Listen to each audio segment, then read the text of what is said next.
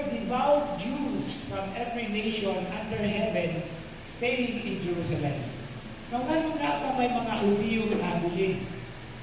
Kaya sumala sa tradisyon, kining Passover feast, obligado ang mga Hudiyo na muadtog yun sa Jerusalem bisag asa pa man sila nga dapit. O man ang kinaunahan nga pamilib.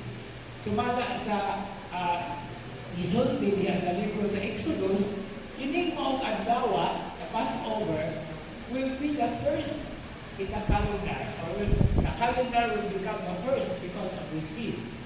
Kunya kay di man mamauli dayon kay magpaabot naman sila sa 50th day, kay obligado na po sila mamuadto og Jerusalem sa 50th day.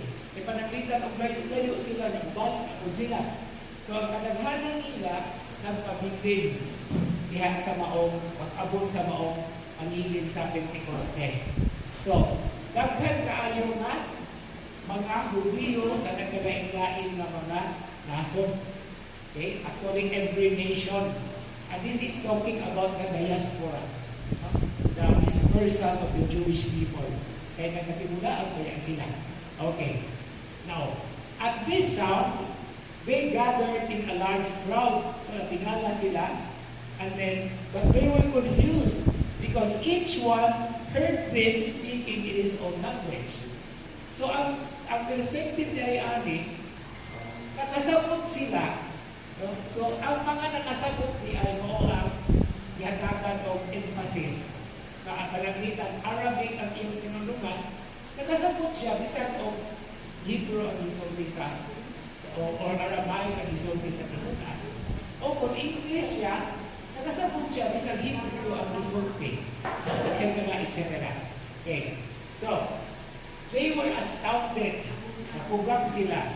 And in amazement they asked, are not all these people who are speaking Galileans? Okay.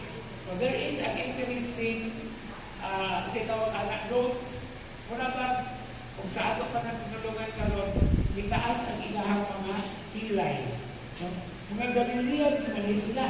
Pero nga nung nakasabot na, then how does each of us hear him in his own native language? We are, ano ni ang mga lugar? Parthians, Medes, and Elamites, inhabitants of Mesopotamia, Judea and Cappadocia, Pontus and Asia, Phrygia and Pamphylia, Egypt and the districts of Libya near Cyrene, as well as travelers from Rome, both Jews and converts to Judaism, Cretans and Arabs, yet we hear them speaking in our own tongues of the mighty acts of God. So, unsa may ilang nadunggan o nasabdan ang mga nakinalahang buhay sa Ginoo. And most of all, these are the wonders that God has done in and through Jesus.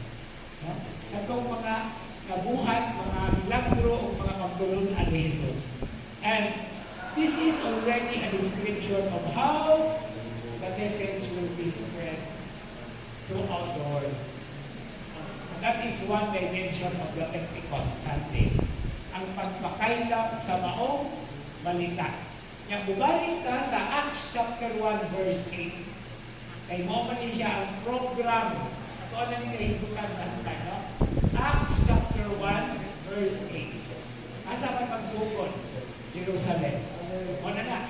Iyan ang pagsugod. Kaya ikan sa Jerusalem to Judea, okay? And then to Samaria, and then to the rest of the world, to the ends of the earth. And this is now the practical, the picture of what it is going to happen. Okay, so mauna ang first reading. Okay, manaog ka sa responsorial staff. Ang